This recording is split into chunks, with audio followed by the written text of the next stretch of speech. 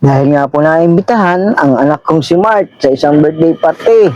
Pero siya'y wala naman po at di makakapunta dahil siya may ginagawang project ng kanyang mga kaklase.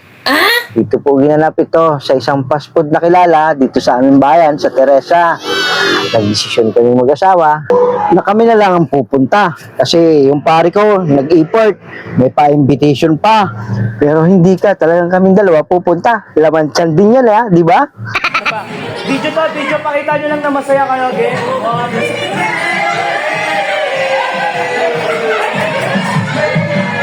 Ayun na nga, nag-picture taking na sila.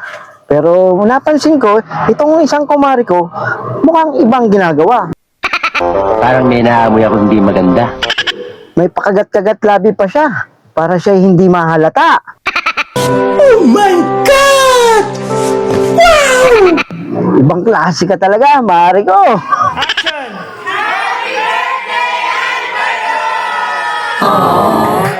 Ako pala'y nahalatang kinukunan ko siya. What? Hindi po talaga, biruan lang namin itong dalawa. Kasi bihira po kami magkita.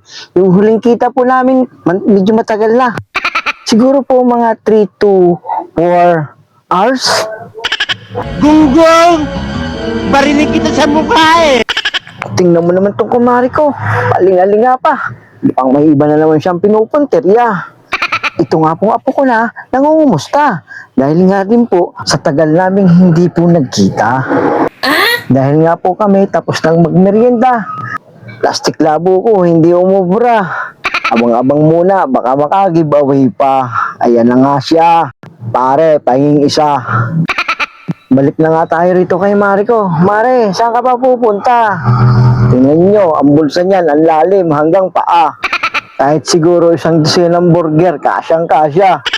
Abay, sandali, maiba naman tayo. Yes! Ang pinunta namin dito ng ninang mo para batiin ka ng birthday mo. Happy birthday sa'yo, Dan Alvaro. Pasensya ka na, walang naibigay ninong mo.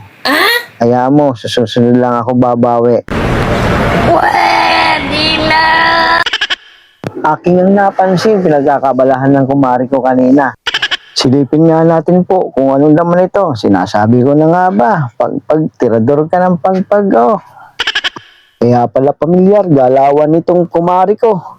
Parang siya yung nakita ko sa Divisoria at Quiapo.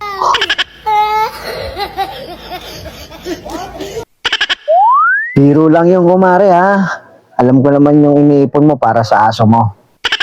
Shoutout po sa gabos na Bicolano. Nasa ilmang kamong panigning mundo. Mag-ingat po, tabi kamo. Sandali po, parang may narinig pa ako. Kala ko tapos na. Si Mari lang pala. Tirador ng pagpag.